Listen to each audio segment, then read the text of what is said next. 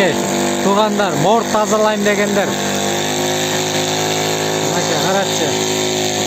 Печканың içindегі бүтін үтінді алып шығады. Мінекей, қарағылатшы. Күнде күннің печкасы түтіп жатқан болса, түске чалғылар.